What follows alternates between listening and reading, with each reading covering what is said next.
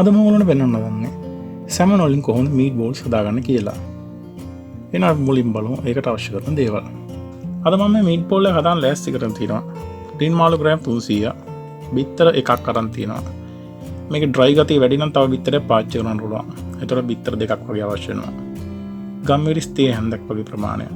ලුණු කුඩු, කහ කුඩු තේ හැඳි භාගයක්, රට ලුණු සහ සුදු ලුණු, අමු මිරිස්, එනසාල්, කුරුඳු පොතු, පාන් කුඩු මේසෙන් 3ක් වගේ ප්‍රමාණයක් අවශ්‍ය වෙනවා. දෙහිස් අවශ්‍ය වෙනවා.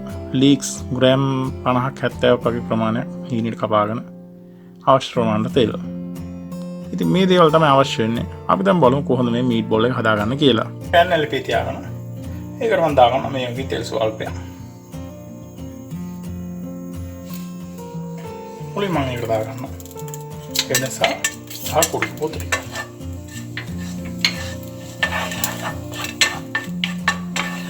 දැන් ඊළඟ මම දාගන්න චොප් කරගත්තු සුදු ලුණු සහ රතු ලුණු ටික.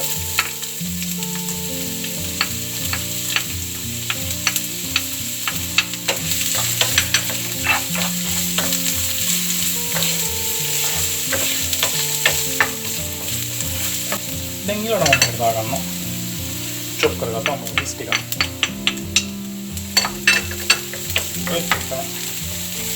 මේකට දාගන්න හීනෙට කපාවතු ලීක්ස් ටික.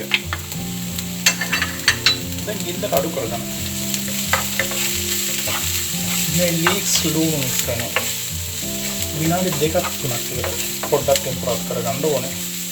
මේ ලීක්ස් ටික ටෙම්පරේචර් අතරතුර මම මේකට දාගන්නවා කහ කුඩු.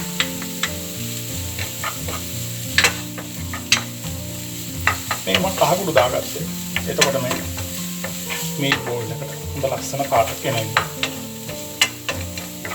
පස්සේ ගන්න ඕන ටෙම්පරේචර් වල තියෙනවා.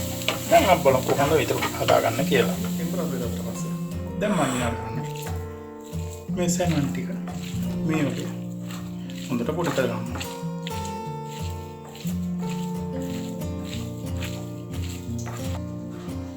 දැන් ඊළඟට මේකට දාගන්න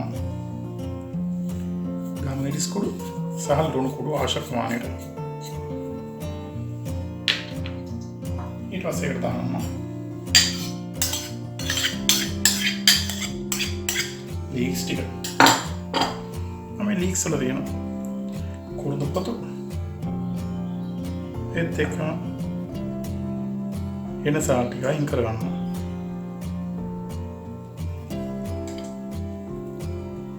මේක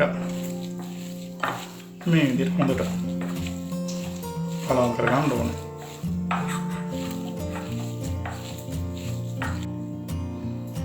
මෙතන කලවම් කරගත්ත පස්සේ දැන් මම මේකට දාගන්න මේ විදිහට පාන් කුඩු මේසෙන් 3ක් විතර.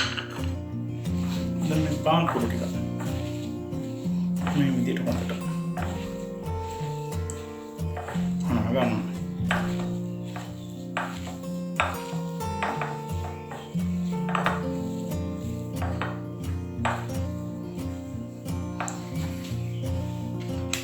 දැන් ඒකට මම මේ විදිහට අවශ්‍ය ප්‍රමාණයට දෙහිස් මම දාගන්න.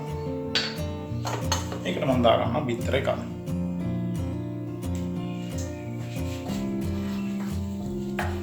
දැන් මේ හොඳට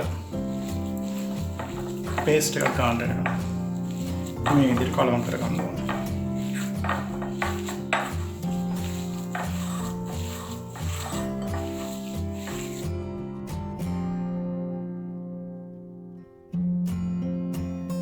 මෙහෙම අනාගන්න යනකොට ඩ්‍රයි ගතිය වැඩි නම් දෙවෙනි බිත්තරෙත් දාගන්න ඕනේ.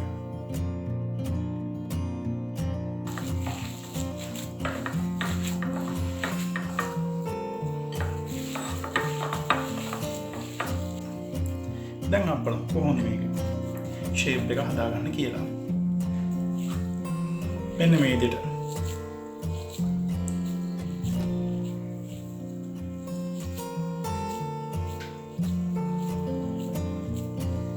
අරගෙන ඊට පස්සේ මෙන්න මේ වගේ පැටි එක හදා ගන්න ඕනේ.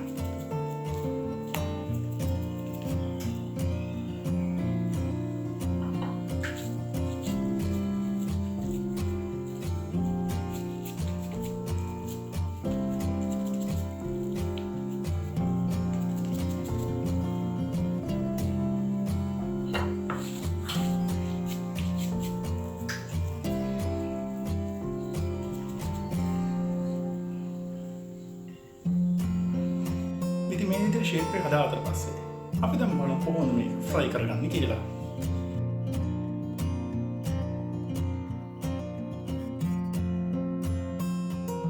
තෙල් ටික හොඳට රත් වුණාට පස්සේ දැන් මම ඊළඟට මේ විදිහට මේ ටික සේරම මෙහෙම පෑන් එකේ තියාගෙන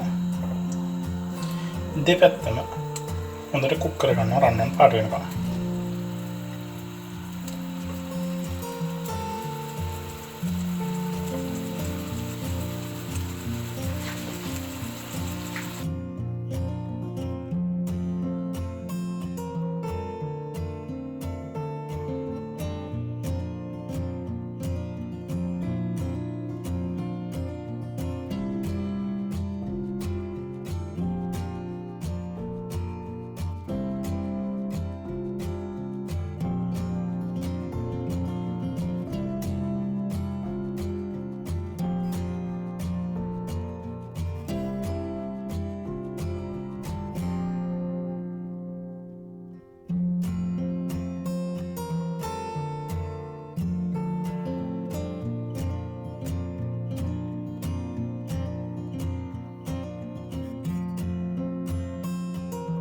වෙන විදිහට මීට් බෝල් ටික හදාගත්තට පස්සේ දැන් අපි බලමු කොහොමද මේක පිළිගන්නවන්නේ කියලා.